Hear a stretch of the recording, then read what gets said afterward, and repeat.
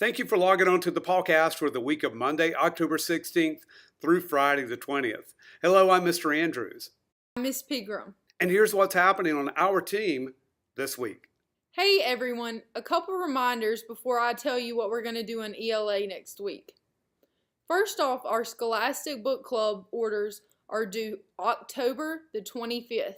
So make sure you're getting those in before that date. You can submit it online or write a check to Scholastic and bring it to me.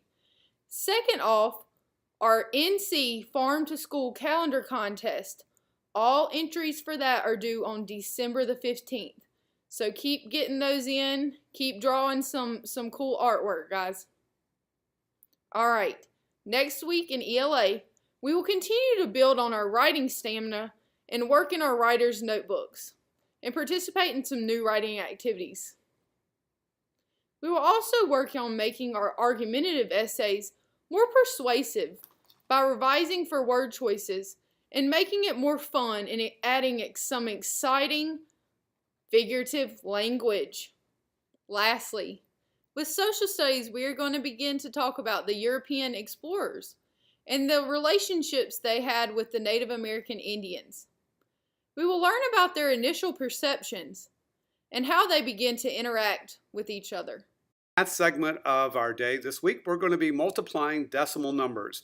And we're going to find out, what does it look like when you multiply decimal numbers? Why will our product be smaller than the two factors that we begin with? So it's going to be really important for us to model and watch and see what's really happening on the inside of a multiplication problem this week. We'll also continue practicing placing the decimal in the quotient of a division answer. In science, we're going to switch up and we're ready to move on to matter and energy as our new unit of study. We've got topics such as physical properties of materials, physical and chemical changes, and even the transfer of heat energy. That's coming up. This week during our science lessons, expect quizzes to happen quite often. So that means that one, you're paying close attention in class, but number two, you're going home at night each evening and you're sharing and studying from your science journal. This week, we're going to have a lot of information coming home, parents. So in the work folders, which are brand new to us, we finally got our work folders.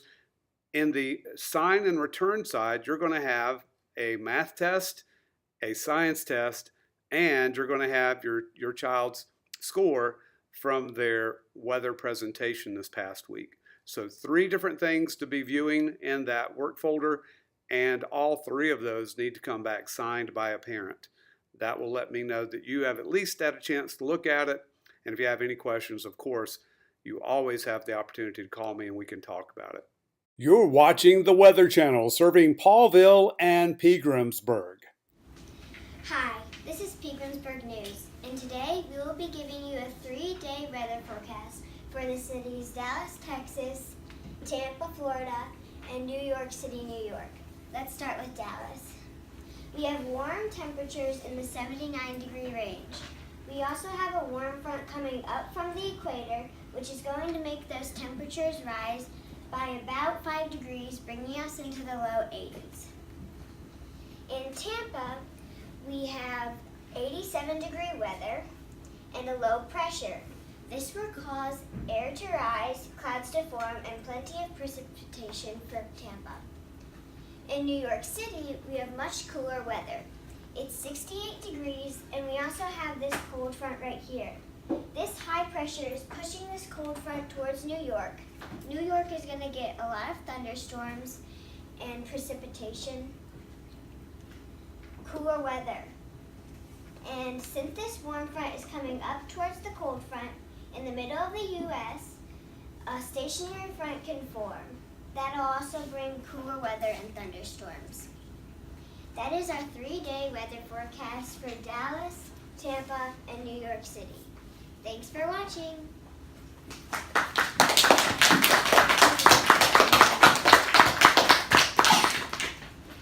Where is Mr. Andrews? He's in the U.S. He's at a capital. Oh, which one will we learn about this week? So where in the United States is Mr. Andrews this week?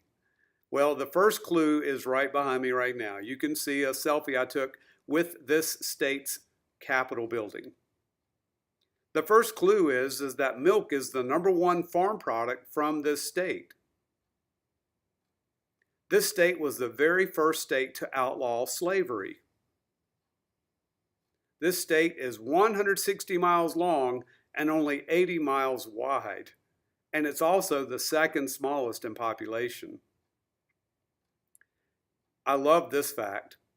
This state's state university has the very same mascot as my university at Western Carolina. The mascot is a catamount. And, well, let's throw a little Mrs. Pegram information in here. The two Latin words that make up this state's name actually mean in English, Green Mountain. I look forward to finding out where you think I was in this particular state with these clues. Remember, you'll have to have the state's name, the capital city from this state, and your mom and dad's signature, along with your name, of course. That lets us know that your mom and dad also listened to and watched this PawCast. Where is Mr. Andrews? He's in the U.S. He's at a capital. Oh, which one will we learn about this week?